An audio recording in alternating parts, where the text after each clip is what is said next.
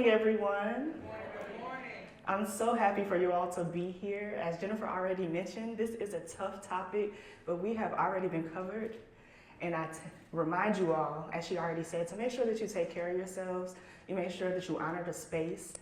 As I mentioned throughout this presentation, there may be some things that may trigger you. And I want to make sure that you know that you can step away. I will not get offended because it's important for us to make sure that we're whole.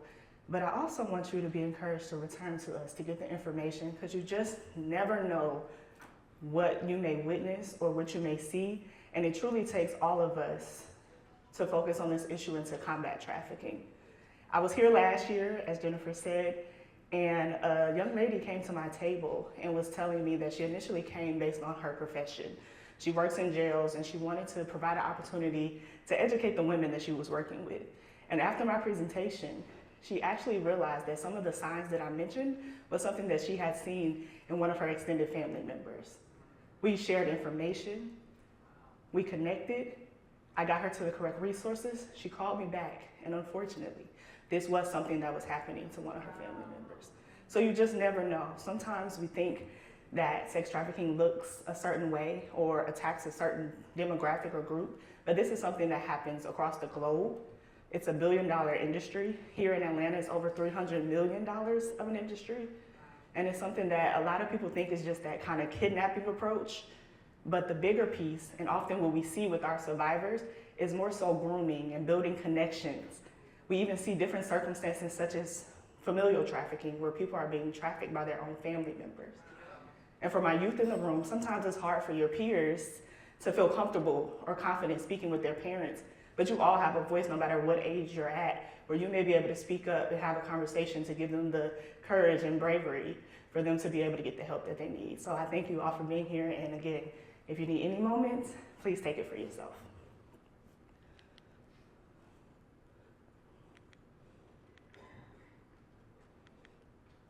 Okay. So this here just gives you a little information in regards to the organization that I work with. I work with Wellspring Living, which is a faith-based nonprofit here in Atlanta, Georgia. We just celebrated 25 years of service as of last month. Thank you, thank you. And we do our initiatives through 3 areas. We have housing, healing, and education. So in regards to housing, we have a nonprofit residential program for youth of all ages, all genders, ages 12 to 17, where they can either stay short-term or up to 13 months. We also have a residential program for women over the age of 18, where they can stay for up to 18 months.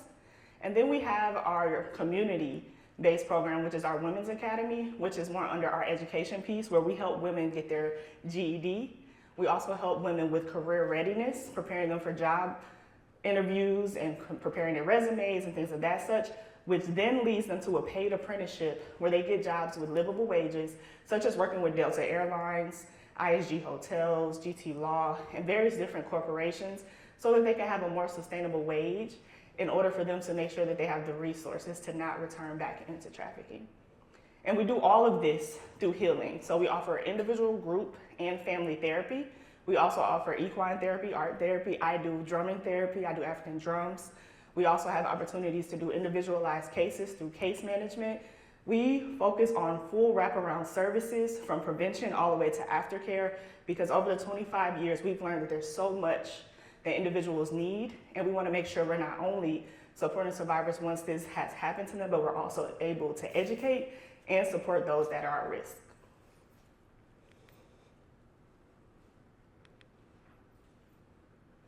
This is one of my favorite quotes by Henry Ford. It reads, "Coming together is a beginning. Keeping together is progress. Working together is success." This is important because, as I mentioned, this is something that impacts us all. It's not just something, as we've been taught on television, that happens internationally. Georgia is one of the big hubs in regards to trafficking. A lot of that is due to some of our entertainment industry. A lot of that is due to us having the busiest airport, where it's easy to transport and commute to different states. Also, along with us hosting different sporting events, we're currently preparing for World Cup, because more people coming means more people who are asking for sex acts or things of that such, and it increases the demand. And a lot of people come to Atlanta because it's a place where people feel like this is where their dreams can come true. And unfortunately, sometimes people take advantage of that. By definition, human trafficking is the use of force, fraud, or coercion to obtain some type of labor, body part, or commercial sexual exploitation, which is what we'll be talking about today. In regards to some of the statistics around human trafficking, as I mentioned, $1 billion industry. When you think about other crimes such as drug trafficking or selling guns, the thing that is different with sex trafficking is it's such a big profit for the exploiter, which makes this a really big issue. Because when you think about drug sales, you can only sell that once. When you think about people, you can sell an individual multiple times in a day. So this is why it becomes a really big eye thing for exploiters to want to do, because they can make a lot of money in this work. And sometimes it's not where we think it's happening at. It's not only in areas where there's substance abuse. There's not only in areas where you have the motels and things of that such. We have exploitation happening in the W and five-star hotels and things of that such. So we want to make sure that people know that this is something that impacts various different areas, ages, genders, and zip codes. When we talk about force, fraud, and coercion, in regards to force, you want to think more so in regards to that physical space. So this may be an individual who is being like held under their will. So that's what we a lot of times see on TV, is more so individuals who may have been kidnapped or may not have the opportunity to go away in certain spaces. But a lot of times we only think of the physical aspect. But in reality, a misconception is people have this idea that trafficking looks like chains, being in a room for only a certain space. But there is a lot of times where people are also being psychologically controlled. And a lot of times people don't really understand when I share that a lot of times we're walking right by people who are being exploited. And the first thing people ask me, well, why don't they say anything? When it comes to trauma, when it comes to an individual who is being threatened, someone who is being physically abused, sexually abused, someone who is being blamed for where they are, someone who is being forced to take substances, they go into this place sometimes where their exploiter has made them feel like no one will believe them. Trafficking looks for vulnerabilities in individuals. It looks for the person who they believe that people won't shine a light on or don't have the support or the commitment in relationships with people. So a lot of times we have to remove that judgment and kind of remove the things that we see on television in regards on what it looks like, because you could be walking past an individual. They don't have to look a certain way. They don't have to be a certain age. So we really have to make sure that we have our eyes open. Then you also have fraud. So this is where an individual may be manipulated. They may be told that they have a job opportunity, and once they get to the job opportunity, I had a lot of young ladies when I was working in a high school who were interested in being Instagram models or being in the modeling industry. And they were seeing different sites or meeting people who was telling them that I have an opportunity for you. You can be in this video. Do you want to meet little baby? All these different things to get them connected and build that rapport with them and give them this opportunity that later turned into them being in unsafe situations. And then you have coercion, where this can look like an individual who is being threatened or forced through different ways in regards to someone saying, if you say something, I'm going to tell your mom. Or if you say something, I'm going to share these pictures. So these are the different ways where exploitation shows up. It is something, again, where it is not only happening in one space. In Atlanta, there are 7,200 men a month who are purchasing sex with children. There are 370 girls on average who are being exploited a month here in Georgia. So this is a big issue. A lot of people think that, again, this only happens on Old National, or it only happens on South Fulton or inner city. But there has been reports in 159 counties here in Georgia of sexual exploitation. 65% of those reports in regards to men being arrested have been outside of the 285 line. So as Wellspring Living, we not only educate individuals in the space of the inner city, we go all the way out to Macon, Savannah. We go out as far as even training other states, because it's important for people to know if they see something to say something.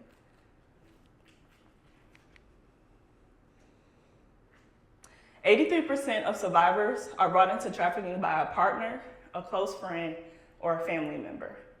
A lot of times individuals are thinking that we're just going to teach our youth the whole idea of stranger danger. It's important to, of course, explain what stranger danger looks like, but you also want to teach about healthy relationships and boundaries, the importance of saying no, and self-esteem, Because sometimes individuals are put in certain situations because they don't have those life skills to be able to recognize that they're unsafe, or they don't have the opportunity to feel confident enough to say no. So we don't only want to tell people, hey, don't talk to strangers, but you also want to make sure that you're advocating for your youth or people in their adults in your personal lives to be able to have the agency to say when they're comfortable, to say no. I even tell parents a lot of times when I speak with them, I know when I was younger, sometimes my mom would tell me, go hug Uncle so-and-so, and I would feel uncomfortable. Or I might not want to hug in that moment.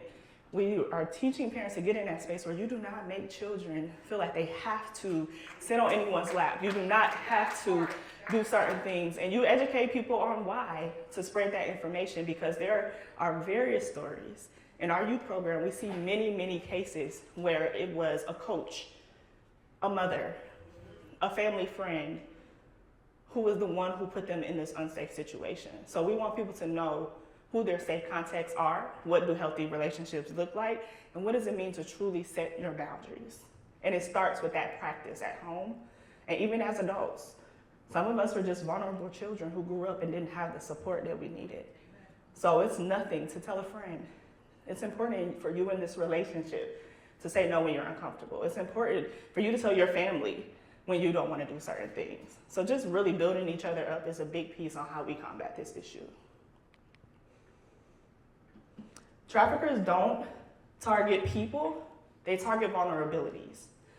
So no one, no profile, no age is the main target for trafficking, but there are more populations that are vulnerable, such as those who are struggling with poverty, our unhoused communities, people with substance abuse concerns, mental health, and then people with past trauma and abuse.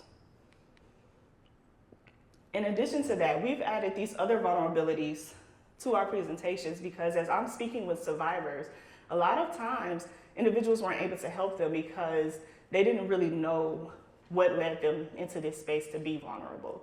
And a lot of times what we're seeing in addition to what I mentioned is someone who's struggling with emotional needs. So I might feel lonely.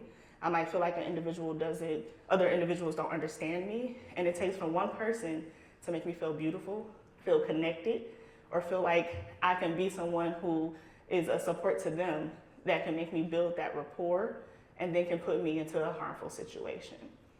We also have individuals who are experiencing life transitions. And when I say life transitions, I mean the 18-year-old who is now leaving the house, the college student who moves across the state. I even think of myself, I'm from Wisconsin, I moved to Georgia at 18 years old to attend Spelman. Luckily, I was able to utilize some of the skills my mom taught me, but I've seen some of my friends where now I'm looking back and I'm like, I believe they were exploited. All because they were looking for a community. They were looking for someone for a romantic relationship. They didn't have a lot of support. They didn't know Atlanta, so they didn't know what areas may have been more concerning or what clubs may have certain people in them. So paying attention to what that looks like. Family expectations. We've also had individuals in our programs who have been exploited based on them being in situations where there was a lot of family pressure. So being the oldest in the group or the oldest sibling and feeling like they had to help within the household, and then being connected with an individual who hurt them because now they feel like they needed to get a job, or an individual who has family expectations to get a certain grade point average, and then they feel like their parents are always on them. So then they're online and they're looking for someone who can hear them and understand them. Then you have people who have the concern for the lack of boundaries. No one has taught them, the agency, to say no or to speak up for what they don't want to do or say certain things. You have financial pressures. A lot of time working with the women that we work with, a lot of them experience what we call survival sex. And a lot of times when we're working with survivors, they don't even sometimes identify themselves as a survivor of exploitation. And when we learn and build that rapport with them and ask more questions, we learn that individuals may have been in situations where we ask them, do you feel like you can stay in this house if you do not exchange sex? And a light bulb goes off. Have you ever had to exchange food for sex? And a light bulb goes off. Because a lot of times people just think of money, but there's also material things and those things that we need as our daily life requirements that put people in situations where they don't even realize that they're being harmed and that they don't have control in that space. Then we'll talk about it a little deeper, but we also have our digital exposure. Online allows for individuals to talk to someone from Georgia all the way over to Egypt. It gives you more access to various different people.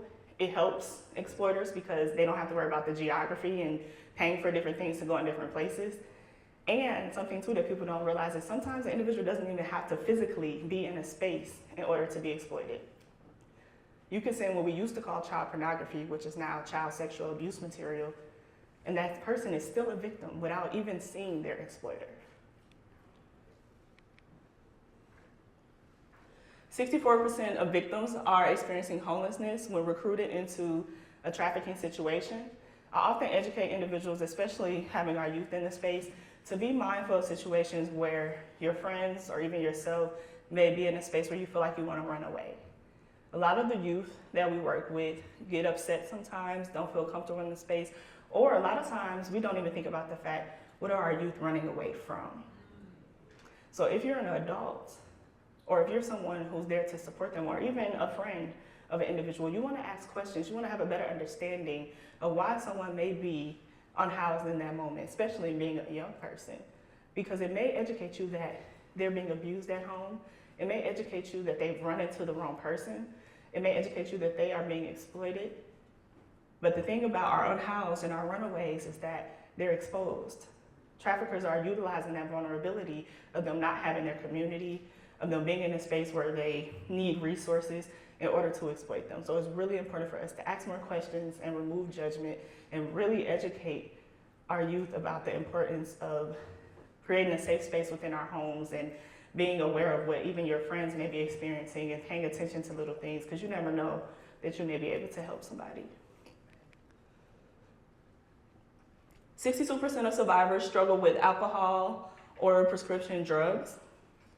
A lot of exploitation is in regards to control, and when an individual is on substances, it makes it easier for them to be controlled, and it also puts them in certain environments where they feel like society may not believe individuals, and puts it where they really can't make good judgments or decisions. And sometimes exploiters use that. Instead of them giving them money, they may give them drugs and create that dependency there. Unfortunately, something too that our youth often experience, or individuals who have been exploited, is that they're forced to take substances in order to practice the different things that they have to practice when they're in sexual exploitive experiences. So as Wellspring Living, again, we have to look at that whole approach, because we're working with helping someone through trauma, helping someone with substance abuse, helping someone learning to rebuild trust, because again, a lot of times they opened up, or the person that exploited them was someone that they thought was there to provide them safety and care. This here is a scenario, because I want to give you the reality of how this could happen. Jordan is 18 and recently aged out of the foster care system. After moving through several placements growing up without stable housing or strong support, Jordan is staying temporarily with friends and trying to find work while feeling overwhelmed and alone. Jordan meets a woman who is welcoming and introduces them to a group that feels like family. The woman begins helping with rides and meals and talks about ways Jordan could make quick money. Over time, the individual starts suggesting Jordan meet people who will pay for dates. Jordan feels uncomfortable but worries that saying no could mean losing housing, support, and the only sense of belonging that they have found. So in this scenario, you have an individual who's going through life transition. They've aged out of foster care. You have someone who's struggling with emotional concerns in regards to feeling overwhelmed and alone. You have someone who's looking for resources and just someone to offer a hand. And this exploiter used all that to their advantage to build a connection, which we often call grooming, when an individual builds that strong rapport with you in order to manipulate. And now Jordan's in a situation where they don't feel comfortable speaking up and saying something. This is a lot of what we see in our programs. Individuals who are literally just looking for belonging and help, and someone takes advantage of that, and quickly, sometimes within days, or even long periods, someone connects with them for months, and it leads and escalates to exploitation.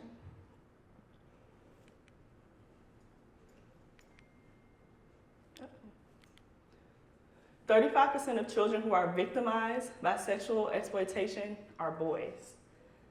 We are in a space now where this number is higher. This is based on just reports. So all the statistics I give you are based on individuals who were able to share their story. But there's so many people who are still being exploited, or people who were exploited years ago but aren't in a space where they're ready to speak up. When it comes to our boys, we opened our residential program initially with girls, and then reopened the program to also support boys because we are seeing an increase in cases. A lot of times what we're learning from our males is that a lot of times they go undetected because society has made it where they don't feel comfortable speaking up. They've told our males that they have to be strong. They've told our males it's weak to be vulnerable. And we have a responsibility to remind them that they also have a voice and it is strong to be able to speak up.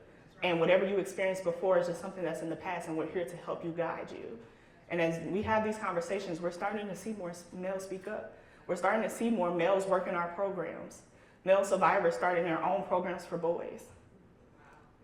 Now I will ask you this question. I just read to you that scenario. If you feel brave enough, raise your hand if you assumed that Jordan was a woman or a girl. Thank you. Also think about the fact that in that scenario, Jordan was actually a boy, and Jordan was someone who was exploited by a woman. That is a misconception that a lot of people have. People have an eye out for what males are doing, but there are females who are also exploiting boys and girls. A lot of times they're presenting themselves as someone who may be another motherly figure, or someone who is sometimes an older romantic partner. It may be fun and cool to be 16, 15 to tell someone that you're dating someone 25, but that is illegal and that is not right. And society has put these different things in place where a lot of times, again, our males are being taken advantage of and people don't speak up on it because it has been normalized. But I'm here to remove that idea. This is not something we only look for males. There are also women, and then for boys, they are also exploited too. Now we'll get to talk about digital safety. Online recruitment is one of the highest ways that individuals are recruited for sex trafficking. Trafficking often starts online. In fact, over 50% of minors in trafficking situations report first meeting their trafficker through digital platforms. These platforms can include our Facebook, TikTok, Snapchat. It also can include dating apps and chat lines, online gaming chats, and live stream platforms. This is where majority of our boys are being exploited. And this includes a lot of those games such as Fortnite, Roblox, what's the one that started with a D? I can't think of it right now. But the gaming chats, the games that have chat systems where you can connect with the individual, that's where our young men will see where they are able to connect with strangers. And the thing about gaming apps are a lot of times the exploiter is depending on there not being parental support. They're dependent on the idea of that connection. Oh, you like the game, I like the game too. They're also dependent on the fact that individuals who are on the gaming system sometimes have things that they want or need. So what happens with a lot of our boys is sometimes the games ask for you to pay for you to upgrade your car or to get the new weapon and things of that such. So you want to make sure that you're paying attention to what you're doing on the gaming apps. And then as I mentioned before, you have your job boards and your modeling influencer opportunities. Technology is also used as a sense of control. Sometimes the exploiter is putting a GPS tracker on your phone. Sometimes they're using your information, using your own device to talk to your family so they think that it's you. Sometimes they're also using threatening messages or private messages as a way of controlling you. It's used for a tool of recruitment. It's also used to post inappropriate material. It's used for escort websites. It's also used for live streaming. So as I mentioned, you don't have to physically be in the space. Coordinating clients through the private messages and also doing financial transactions through things such as Cash App. Things to be mindful of: someone who's trying to coach you, someone who is also has multiple photos but different locations, individuals who try to create romantic relationships online, someone who has a sudden increase in secrecy. So if you are working with if you have your peers or your kids are in a different situation where they now are hiding their phones or putting things on their phones to hide their apps. Be mindful of that. People having multiple social media accounts. Sometimes exploiters make it where you think you're talking to Dionysia because there's a duplicate page I created. I'm sure you all have seen someone's page and you're like, hey, is this your real page? Sometimes that's an individual trying to scam you. Other times it may be someone using that connection that you know this person to start the conversation. Someone who encourages you to show a little secrecy, and someone who requests for you to go into private chats. What we want to do is make sure that we treat it like our homes and lock our personal items up. We also want to treat it like a bike. When you wear a helmet, think about making sure you have things like security in place so that you can make sure that people aren't getting your passwords. Snapchat also has it where if you look at it and you haven't changed your settings, people can see your exact location, so they can see that you're sitting in this room, so pay attention to things of that such. And then also make sure you keep your personal information private. An individual doesn't even have to see you physically in order for you have a conversation with you or see you physically in order to get information that they need to exploit you. Sometimes they're just looking at your page. And as a reminder, in order for you to know what to do if you are suspecting anything or you see anything, is that you want to make sure that you report. So the biggest thing is there immediate danger, you want to call 911. If it's something that you suspect and you can't do something in the moment, you also want to visit the hotline, which is 1-866-EN-HTGA, and you can use different chats to report. And that is the end of my presentation.